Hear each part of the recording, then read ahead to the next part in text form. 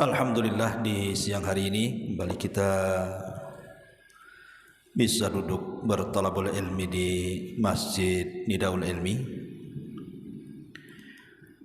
Dan pembahasan di siang hari ini kita akan membahas tentang keajaiban 1 jam sebelum waktu subuh.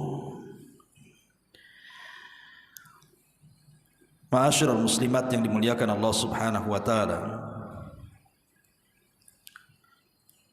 Kita tahu Allah Subhanahu wa taala telah memilihkan kepada kita waktu-waktu yang sangat istimewa. Salah satu waktu yang sangat istimewa bagi seorang mukmin adalah waktu sahar, atau kita katakan waktu sebelum sholat fajar.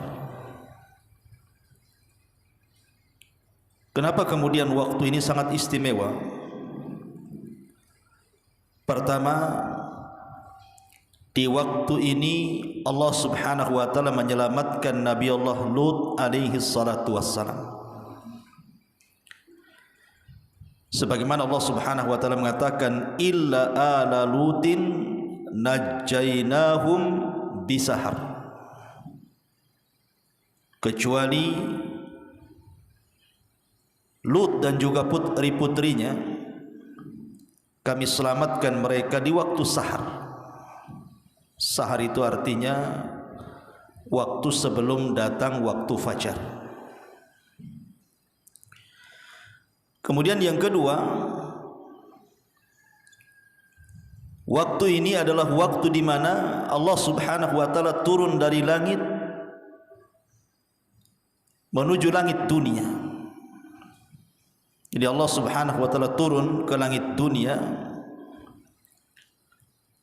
Kemudian Allah Subhanahu wa taala menebarkan keberkahannya. Sebagaimana hadis yang sangat ma'ruf, di mana Nabi SAW mengatakan, yanzilu Rabbuna ila sama'id dunya fi kulli thuluthil lailil akhir wa dhalika kulla lailatin. Allah Subhanahu wa taala turun ke langit dunia, dan itu di sepertiga malam akhir. Kemudian Allah Subhanahu wa taala setiap malam ketika turun ke langit dunia pada sepertiga malam akhir itu, Allah katakan kepada hamba-hambanya, man yad'uni fa astajibala, siapa yang berdoa kepadaku kukabulkan doanya. Wa man yas'aluni fa utiya, siapa yang meminta sesuatu kepadaku, kata Allah, aku berikan permintaannya.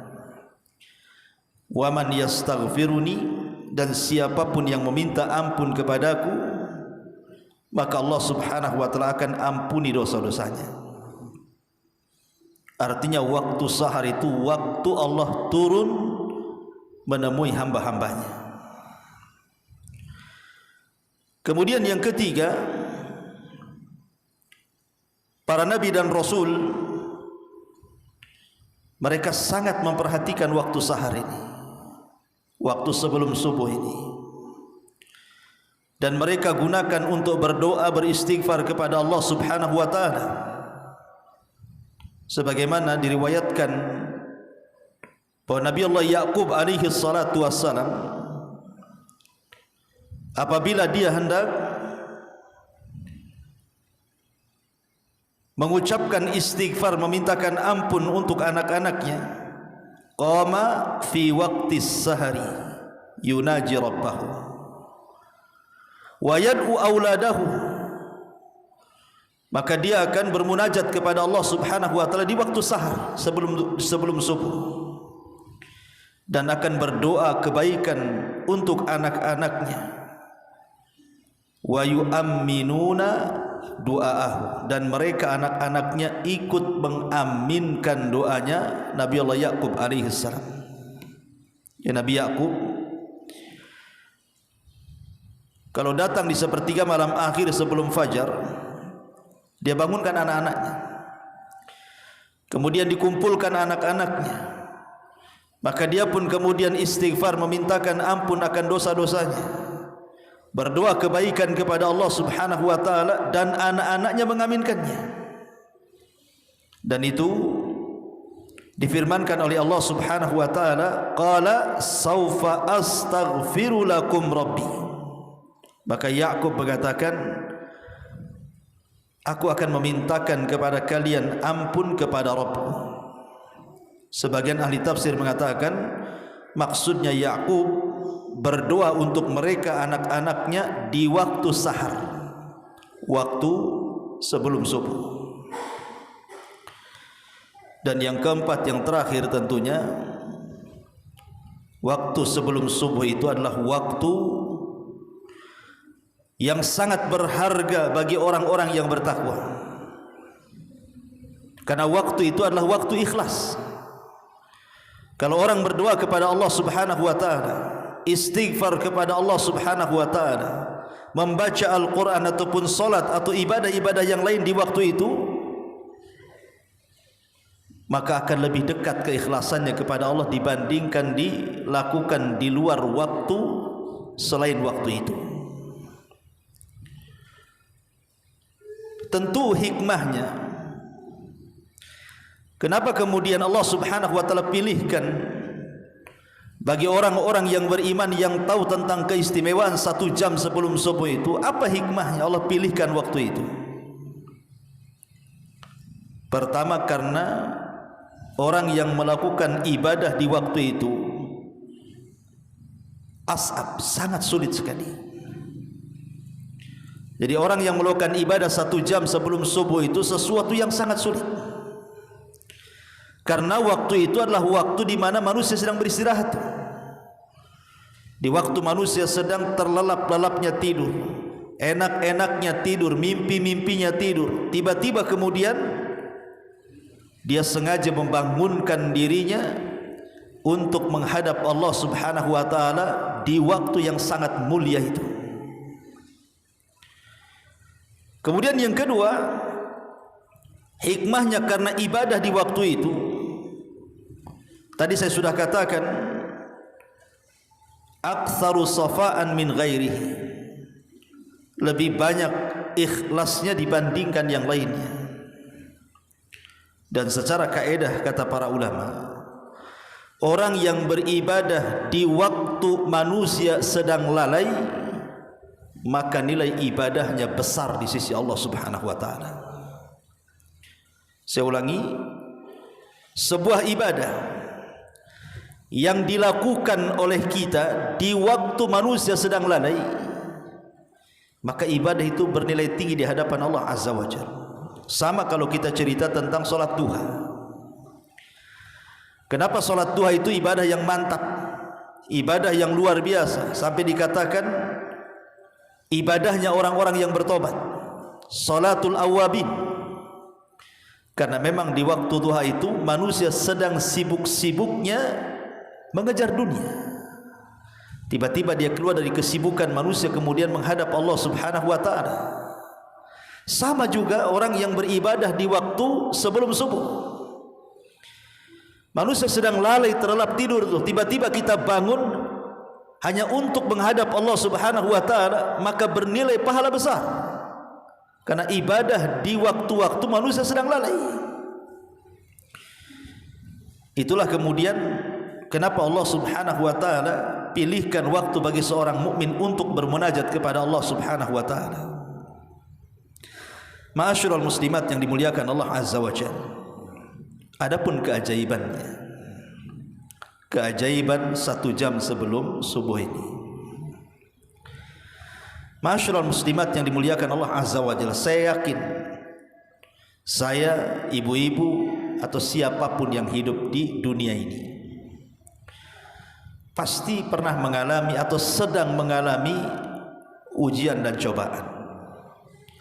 entah ujian kesehatan, entah ujian dari keluarga, pasangan, anak-anak atau orang tua, entah ujian ekonomi, entah ujian dari tetangga ataupun manusia yang lainnya, atau ujian dalam berdakwah, atau ujian dalam mengarungi rumah tangga, atau ujian mungkin karena faktor ekonomi, hutang banyak di mana-mana. Saya kira semua manusia mengalami perkara-perkara ini. Tapi yakin bahwa 1 jam sebelum subuh bisa menyelesaikan semua penderitaan yang kita alami ini. Karena 1 jam sebelum subuh itu ada keajaiban yang luar biasa. Kalau kita yakin, dan harus yakin. Ma'asyiral muslimat yang dimuliakan Allah Azza wa Jalla. Oleh karena itulah maka siapapun yang merutinkan ibadah-ibadah yang akan saya sebutkan ini, kalau ibu merutinkan ibadah-ibadah yang saya akan sebut 1 jam saja sebelum subuh ini, maka kesulitan apapun yang kita hadapi di dunia ini, insya Allah, yakin kita, Allah akan mengurai sedikit demi sedikit, dan akhirnya Allah akan ganti kesulitan itu dengan kemudahan, penderitaan dengan kebahagiaan, kesulitan dengan kemudahan. Ma'asyiral muslimat yang dimuliakan Allah Subhanahu wa taala, kenapa demikian? Kok bisa 1 jam sebelum subuh itu bisa menguraikan setiap permasalahan kita itu? Apa rahasianya? Bu, Allah Subhanahu wa taala itu Maha tahu. Dia tahu kesulitan kita, kesulitan saya, kesulitan ibu, kesulitan siapapun yang hidup di dunia itu. Allah Maha tahu. Tidak ada yang tersembunyi bagi Allah Subhanahu wa taala. Oleh karena itulah maka Allah Subhanahu wa taala berikan waktu itu untuk bermunajat, di mana Allah Subhanahu wa taala akan datang pada 1/3 malam akhir, turun ke langit dunia, kemudian menawarkan kekuasaannya, keperkasaannya, kekayaannya, ampunannya dan rahmatnya kepada kita semuanya. Makanya Allah Subhanahu wa taala berfirman kepada hamba-hambanya, "Man yad'uni fa astajibala." Siapa yang berdoa kepadaku, siapa yang berdoa kepadaku pasti kukabulkan. Kalau seandainya kita ini bermasalah, boleh jadi mungkin punya hutang banyak, Allah tahu. Bukan Allah tidak tahu kita tak punya hutang atau kita punya hutang, Allah tahu. Minta di jam-jam segitu kepada Allah Subhanahu wa taala untuk dicarikan solusinya supaya hutang-hutangnya cepat dilunasi. Minta kepada Allah Azza wa Jalla. Allah itu zat maha kaya. Kalau kita minta kepada manusia belum tentu dikasih. Tetapi kalau minta zat kepada zat yang maha kaya, dipastikan dikasih. Tapi ibu sabar saja dan terus berusaha. Kalau seandainya di antara kita itu ada yang sakit, Allah tahu kita sedang sakit. Tidak mungkin Allah tidak tahu kita sedang sakit. Angkat tangan tinggi-tinggi pada jam-jam segitu itu, minta kepada Allah Subhanahu wa taala agar penyakit kita itu diobati. Minta kepada Allah, ya Allah sembuhkan penyakitku ya Allah. Minta kepada Allah Azza wa Jalla. Itu waktu yang sangat berkah di 1/3 malam akhir itu. Atau boleh juga mungkin ibu-ibu punya anak-anak yang susah dididik, nakal, melawan, durhaka dan begitu seterusnya. Ibu ingin melembutkan hati anak kita, maka ibu tinggal angkat saja tangan ke langit pada 1/3 malam akhir, minta kepada Allah agar Allah melembutkan anak kita. Allah tahu anak kita itu nakal, Allah tahu anak kita ini durhaka, Allah tahu anak kita ini mungkin susah untuk diperintah. Tidak mungkin Allah tidak tahu, Allah tahu.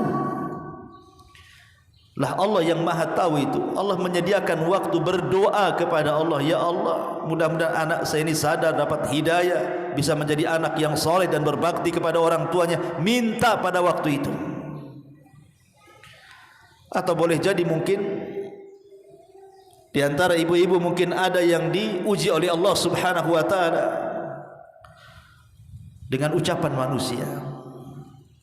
Mungkin ibu tidak tenang, sakit hati, ataupun ibu kemudian merasa dibuli, difitnah, digibah, dibicarakan sampai sakitnya luar biasa. Allah tahu ibu sedang disakiti, dan Allah tahu siapa yang menyakiti ibu. Tinggal angkat ke langit, minta agar Allah berikan hidayah kepada orang-orang yang menyakiti ibu itu, dan Allah berikan kesabaran kepada ibu supaya itu menjadi pahala bagi ibu. Kan begitu harusnya. Coba bayangkan, kesulitan apapun yang kita hadapi di dunia ini, itu bisa diselesaikan dengan 1 jam sebelum subuh. Minta kepada Allah Azza wa Jalla, berdoa kepada Allah Azza wa Jalla, ketuk pintu langit. Coba kalau setiap malam seperti itu, setiap ada masalah kita menghadap Allah, setiap ada kesulitan kita menghadap Allah, setiap ada kesusahan kita menghadap Allah, setiap ada musibah kita menghadap Allah, tidak mungkin Allah Subhanahu wa taala tidak memberikan solusinya. Mustahil. Maka